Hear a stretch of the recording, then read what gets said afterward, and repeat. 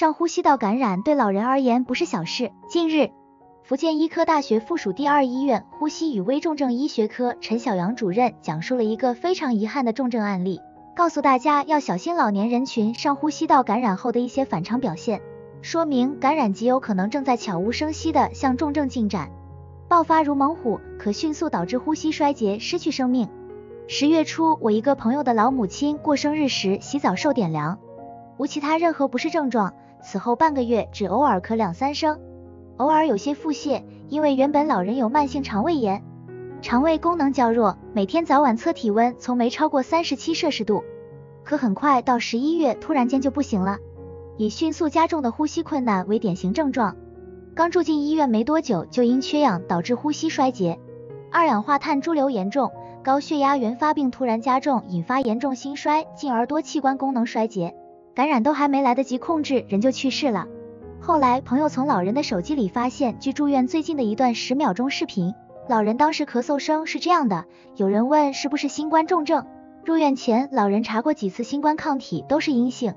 而从血常规以及痰标本查出多种细菌合并真菌感染，最麻烦的是痰标本检出了只有肠道才有的革兰氏阴性杆菌、大肠杆菌和革兰氏阳性乳酸菌、粪肠球菌。治疗方案很快升级到万古霉素感染，都仍然没控制住。实际上从受凉感染到肺炎这个过程占了绝大部分时间，真正发展成重症微重症速度非常快，几乎是1-2天的事。所以这个老人真的是很遗憾。陈主任讲到，第一个反常就是有感染但不发烧。陈主任指出，老年人群一旦发现有上呼吸道感染的轻微症状，哪怕是偶尔只咳1-2声，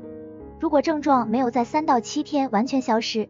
甚至拖到半个月，还是时有时无，反反复复，时轻时重这样的来回波动，无论你感染的是不是自限性疾病，都说明你的身体状态是较差的，需要就医，而不是在家自行休养，自行对症用药处理。当老人有以下这3个反常，则提示赶紧送医。第一个反常就是病例中这个朋友对自己母亲最疏忽大意的地方，有感染但不发烧，上呼吸道感染症状已经很明确了，且反复持续1个月，可老人高烧、低烧一次都没出现过。我们说体温从37.3摄氏度到38摄氏度之间都算是低烧。举个例子，免疫力过低和过强这2个极端，个别平时免疫力很强的青壮年可能一次普通感冒就发高烧，这是因为机体免疫力越强，感染后稍微受到一点刺激，炎症反应就很厉害，所以症状很明显。相反，一些机体衰弱、免疫力过低的老人感染后，很多时候发展到了重症肺炎都不发烧，机体没有炎症反应，查血白细胞一点都不高，就像还没开始打仗，身体就已经投降了，毫无预兆出现基础病突然加重是最大的反常。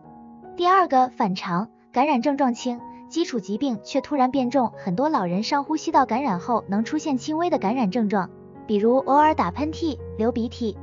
有点低烧，但这些症状都一晃而过，很快就好了，可接踵而至的却是基础疾病的大发作，没任何预兆就突然加重，比如原本有较重的心血管基础病，直接可以诱发为心衰，进 ICU。 像这个朋友的母亲就有高血压的原发病，多年来都控制很好，但随着感染却诱发了高血压的急性加重，比如原本有轻微肺气肿，一直控制得好好的，忽然开始卡血，比如原本只有较轻的慢性肠胃炎，忽然胃肠道反应剧烈，甚至上吐下泻。这个朋友的母亲当时也偶尔有腹泻，但所有这些基础疾病变重的症状都没能引起重视，尤其有多种基础疾病的老人在这段时间均毫无预兆的出现，基础病突然加重是最大的反常。行住坐卧神态体态身体语言反常。第3个反常，任何症状都没有，可老人就是没精神。家里老人过去吃饭从不让人操心，胃口还可以，过去有自己的交际圈和小爱好，说话聊天也都挺正常，可最近自从受了点凉过后，总是精神萎靡，一副我们形容叫蔫蔫儿的状态。你无论从哪方面去观察，直观上看他们都不像是得了什么重病的感觉，这就是最糟糕的，因为不典型不明显，所以老人自己包括身边亲朋好友都易忽略，尤其当下正值寒冬季节，各种感染性疾病高发，观察老人的身体语言、行住坐卧、神态体态都是警报器，他总是软趴趴的发蔫儿，